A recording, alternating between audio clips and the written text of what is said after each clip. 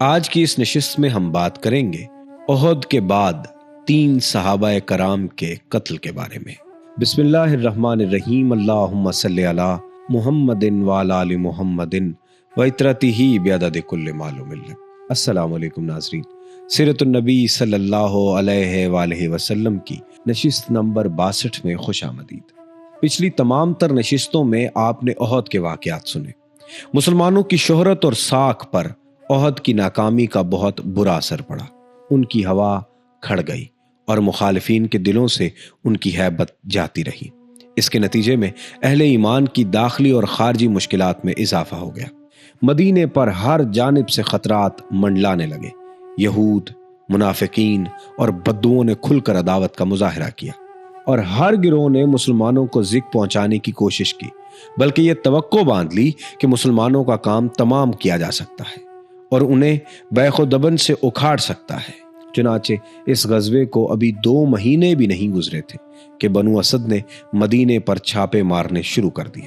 پھر سفر میں ازل اور کارا کے قبائل نے ایک ایسی مکارانہ چال چلی کہ 10 صحابہ کرام کو جام شہادت نوش کرنا پڑا، اور ٹھیک اسی مہینے میں رئیس بنو عامر نے اسی طرح کی ایک دغا بازی کے ذریعے 70 صحابہ کرام کو شہادت سے ہمکنار کرایا۔ یہ حادثہ بار معونہ کے نام سے معروف ہے۔ اس دوران بنو نذیر بھی کھلی عداوت کا مظاہرہ شروع کر چکے تھے، یہاں تک کہ انہوں نے ربیع الاول میں خود نبی اکرم صلی اللہ علیہ وسلم کو شہید کرنے کی کوشش بھی کی۔ ادھر بنو غطفان کی جرت اس قدر بڑھ گئی تھی کہ انہوں نے جمادی الاولیٰ میں مدینے پر حملے کا پروگرام بنایا۔ غرض مسلمانوں کی جو ساکھ غرور غزوہ احد میں اکھڑ گئی تھی، اس کے نتیجے میں مسلمان ایک مدت تک پیہم خطرات سے دوچار رہے۔ لیکن وہ تو نبی کی حکمت بالغہ تھی صلی اللہ علیہ وسلم، جس نے سارے خطرات کا رخ پھیر کر مسلمانوں کی ہیبت رفتہ واپس دلا دی اور انہیں دوبارہ مجدد اور عزت کے مقام بلند تک پہنچایا۔ اس سلسلے میں آپ کا سب سے پہلا قدم ہمراہ الاسد تک مشرکین کا تعقب تھا۔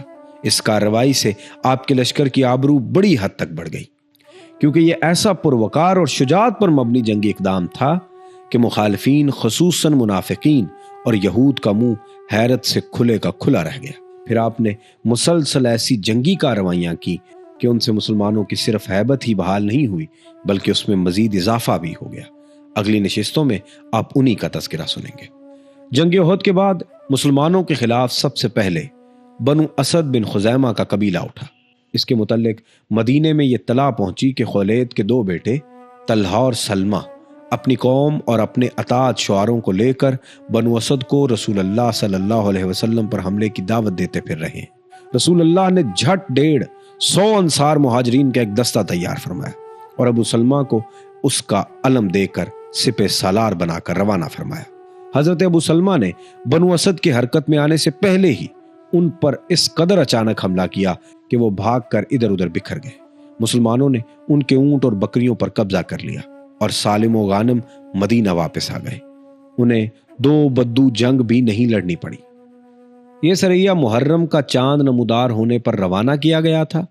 واپسی کے بعد حضرت ابو سلمہ کا ایک زخم جو انہیں احد میں لگا تھا پھوٹ پڑا، اور اسی وجہ سے وہ جلد ہی وفات پا گئے۔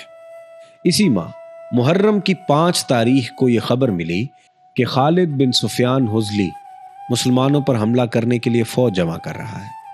رسول اللہ نے اس کے خلاف کارروائی کے لیے عبداللہ بن انیس رضی اللہ تعالیٰ عنہ کو روانہ فرمایا۔ عبداللہ بن انیس رضی اللہ تعالیٰ عنہ مدینے سے 18 روز باہر رہ کر 23 محرم کو واپس تشریف لائے۔ وہ خالد کو قتل کر کے اس کا سر بھی ہمراہ لائے تھے۔ جب خدمت نبوی میں حاضر ہو کر انہوں نے یہ سر آپ کے سامنے پیش کیا تو آپ نے انہیں ایک عصا مرحمت فرمایا اور فرمایا کہ یہ میرے اور تمہارے درمیان قیامت کے روز نشانی رہے گا۔ چنانچہ جب ان کی وفات کا وقت آیا تو انہوں نے وصیت کی کہ یہ عصا بھی ان کے ساتھ ہی کفن میں لپیٹ دیا جائے۔ اسی سال ماہ سفر میں رسول اللہ صلی اللہ علیہ وسلم کے پاس ازل اور کارا کے کچھ لوگ حاضر ہوئے اور ذکر کیا کہ ان کے اندر اسلام کا کچھ چرچا ہے، لہٰذا آپ ان کے ہمراہ کچھ لوگوں کو دین سکھانے اور قرآن پڑھانے کے لیے روانہ فرما دیں۔ آپ نے ابن اسحاق کے بقول 6 افراد کو اور صحیح بخاری کی روایت کے مطابق عاصم رضی اللہ تعالیٰ عنہ بن عمر بن خطاب کے نانا حضرت عاصم بن ثابت کو ان کا امیر مقرر فرمایا۔ جب یہ لوگ رابغہ اور جدہ کے درمیان قبیلہ مزیل کے رجی نامی ایک چشمے پر پہنچے تو ان پر عزل اور کارا کے مذکورہ افراد نے قبیلہ حزیل کی ایک شاخ بنو لہیان کو چڑھ دیا، اور بنو لہیان کے کوئی 100 تیر انداز ان کے پیچھے لگ گئے اور نشانات قدم دیکھ دیکھ کر انہیں جا لیا۔ یہ صحابہ کرام ایک ٹیلے پر پناہ گیر ہو گئے۔ بنو لہیان نے انہیں گھیر لیا اور کہا، تمہارے لیے عہد و پیمان ہے کہ اگر ہمارے پاس اتر آؤ تو ہم تمہارے کسی آدمی کو قتل نہیں کریں گے۔ حضرت عاصم نے اترنے سے انکار کر دیا اور اپنے رفقا سمیت ان سے جنگ شروع کر دی۔ بالآخر تیروں کی بوچھاڑ سے 7 افراد شہید ہو گئے اور صرف 3 آدمی حضرت خبیب، زید بن دسنہ اور ایک اور صحابی باقی بچے۔ اب پھر بنو لہیان نے اپنا عہد و پیمان دہرایا۔ اس پر تینوں صحابہ ان کے پاس اتر آئے، لیکن انہوں نے قابو پاتے ہی بدعہدی کر دی اور انہیں اپنی کمانوں کی تانت سے باندھ لیا۔ اس پر تیسرے صحابی نے یہ کہتے ہوئے کہ یہ پہلی بدعہدی ہے، ان کے ساتھ جانے سے انکار کر دیا۔ انہوں نے کھینچ گھسیٹ کر ساتھ لے جانے کی کوشش بھی کی، لیکن کامیاب نہ ہوئے تو انہیں قتل کر دیا۔ حضرت خبیب اور زید رضی اللہ تعالیٰ عنہ کو مکہ لے جا کر بیچ دیا۔ ان دونوں صحابہ نے بدر کے روز اہل مکہ کے سرداروں کو قتل کیا تھا۔ حضرت خبیب کچھ عرصہ اہل مکہ کی قید میں رہے، پھر مکے والوں نے انہیں قتل کا ارادہ کیا اور انہیں حرم سے باہر تنیم لے گئے۔ جب سولی پر چڑھانا چاہا تو انہوں نے فرمایا، مجھے چھوڑ دو، ذرا 2 رکعت نماز پڑھ لوں۔ مشرکین نے چھوڑ دیا۔ آپ نے 2 رکعت نماز پڑھی۔ جب سلام پھیر چکے تو فرمایا، باخدا اگر تم لوگ یہ نہ کہتے کہ میں جو کچھ کر رہا ہوں گھبراہٹ کی وجہ سے کر رہا ہوں تو میں کچھ اور طول دیتا۔ اس کے بعد فرمایا، اے اللہ انہیں ایک ایک کر کے گن لے، پھر انہیں بکھیر کر مارنا اور ان میں سے کسی ایک کو باقی نہ چھوڑنا۔ اور پھر یہ اشعار کہے، لوگ میرے گرد گروہ در گروہ جمع ہو گئے، اپنے قبائل کو چڑھا لائے ہیں اور سارا مجمع جمع کر لیا ہے، اپنے بیٹوں اور عورتوں کو بھی قریب لے آئے ہیں اور مجھے ایک لمبے مضبوط تنے کے قریب کر دیا گیا ہے۔ میں اپنی بے وطنی و بے کسی کا شکوہ اور اپنی قتل گاہ کے پاس گروہوں کے جمع کردہ آفات کی فریاد اللہ ہی سے کر رہا ہوں۔ اے عرش والے، میرے خلاف دشمنوں کے جو ارادے ہیں اس پر مجھے صبر دے۔ انہوں نے مجھے بوٹی بوٹی کر دیا ہے اور میری خوراک بری ہو گئی ہے۔ انہوں نے مجھے کفر کا اختیار دیا ہے، حالانکہ موت اس سے کم تر اور آسان ہے۔ میری آنکھیں آنسو کے بغیر امڈ آئی۔ میں مسلمان مارا جاؤں تو مجھے پرواہ نہیں کہ اللہ کی راہ میں کس پہلو پر قتل ہوں گا۔ یہ تو اللہ کی ذات کے لیے ہے اور وہ چاہے تو بوٹی بوٹی کیے ہوئے اعضاء کو جوڑ جوڑ کر برکت دے دے۔ اس کے بعد ابو سفیان نے حضرت حبیب سے کہا، کیا تمہیں یہ بات پسند آئے گی کہ تمہارے بدلے محمد ہمارے پاس ہوتے، ہم ان کی گردن مارتے اور تم اپنے اہل و عیال میں رہتے؟ انہوں نے کہا، نہیں واللہ مجھے یہ تو گوارا بھی نہیں کہ میں اپنے اہل و عیال میں رہوں اور اس کے بدلے میں محمد صلی اللہ علیہ وسلم کو جہاں آپ ہیں وہیں رہتے ہوئے کانٹا چبھ جائے اور وہ آپ کو تکلیف بھی دے، یعنی محمد صلی اللہ علیہ وسلم کی ذات کو کچھ نہ ہو۔ اس کے بعد مشرکین نے انہیں سولی پر لٹکا دیا اور ان کی لاش کی نگرانی کے لیے آدمی مقرر کر دیے، لیکن عمرو بن امیہ زمری رضی اللہ تعالیٰ عنہ تشریف لائے اور رات میں جھانسا دے کر لاش اٹھا لے گئے اور اسے دفن کر دیا۔ حضرت خبیب کا قاتل عقبہ بن حارث تھا۔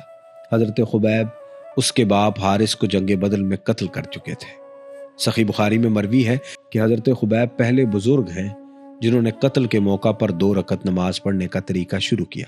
انہیں قید میں دیکھا گیا کہ وہ انگور کے گچھے کھا رہے تھے، حالانکہ ان دنوں مکے میں کھجور بھی نہیں ملتی تھی۔ دوسرے صحابی جس واقعے میں گرفتار ہوئے تھے یعنی حضرت زید بن دسنہ، انہیں صفوان بن امیہ نے خرید کر اپنے باپ کے بدلے قتل کر دیا۔ قریش نے اس مقصد کے لیے بھی آدمی بھیجے کہ حضرت عاصم کا جسم کا کوئی ٹکڑا لائیں جس سے انہیں پہچانا جا سکے، کیونکہ انہوں نے جنگ بدر میں قریش کے کسی عظیم آدمی کو قتل کیا تھا، لیکن اللہ نے ان پر بھیڑوں کا جھنڈ بنا دیا جس سے قریش کے آدمیوں سے ان کی لاش کی حفاظت کی اور یہ لوگ ان کا کوئی حصہ حاصل کرنے پر قدرت نہ پا سکے۔ در حقیقت حضرت عاصم نے اللہ سے یہ عہد و پیمان کیا تھا کہ انہیں کوئی مشرک چھوئے گا نہ وہ کسی مشرک کو چھوئیں گے۔